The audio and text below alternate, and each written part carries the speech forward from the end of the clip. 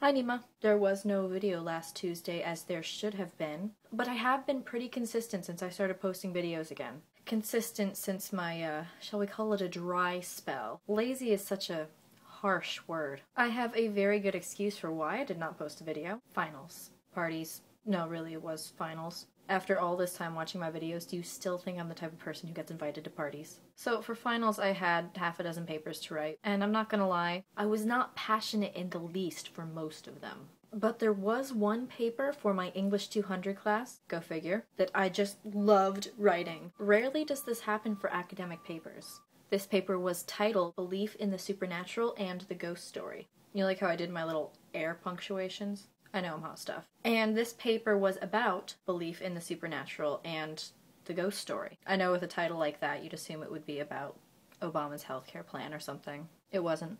Now, in the first part of the paper, I talk a little bit about the supernatural and how some people believe it is a force to be reckoned with. You know, ghosts and spells and charms and coming back from the dead and seances. I am not the type of person who believes any of this stuff is real, but I respect those who believe it should be taken seriously. But that's not what I want to talk about today. What I would like to discuss in this video is the ghost story. Because until I wrote this paper, I never really considered what constitutes a ghost story. Throughout the composition of this paper and the research that I did for this paper, I realized that a ghost story is not just a story with a ghost in it. Ghost story is a label that encapsulates a whole number of different plots and themes. But in the end, it all revolves around one thing, the sense of being haunted. So for this paper, this is the book I used for most of my research, and it is the Penguin Book of Ghost Stories. Go figure. It is basically a compilation of short ghost stories by different authors. In here we have Charles Dickens, Harriet Beecher Stowe,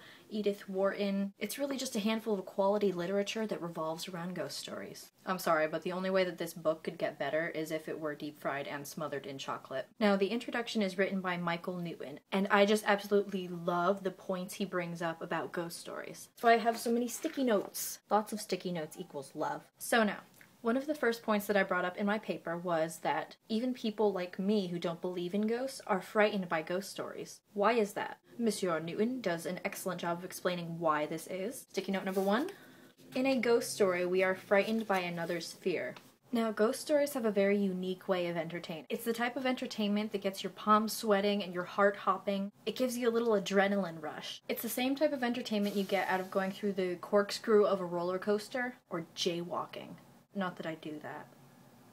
This is why emotional attachment to the character is so important. You're not legitimately afraid of something you don't believe exists. You're feeding off of their fear. If you're not attached to the character, you don't feel anything at all. And fear is a feeling, so you kind of have to feel it in order for it to be effective. Now, what is it exactly that the characters are fearing? Michael Newton claims that the characters fear the ghost's ability to touch you. And it's true, it's a very creepy, crawly idea that there's something that doesn't need to eat or sleep, it can pass through walls, it has no identifiable power source, and it can harm you if it were so inclined. Although I really wouldn't mind if Patrick Swayze wanted to pass through my wall and do me some harm.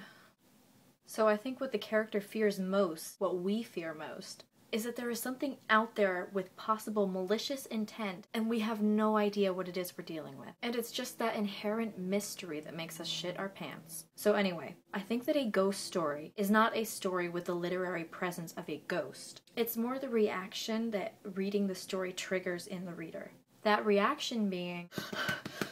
Michael Newton brings up some other excellent points of consideration in his introduction, and Edith Wharton of course shares a few words of wisdom in her afterword. Besides that, this book is filled with excellent ghost stories. There are one or two which are boring beyond belief, but overall, read this book. As usual, thanks for watching. Each time I gain a new subscriber, a little seed of happiness bursts into bloom in my heart. So, bye Sarah, bye Lily.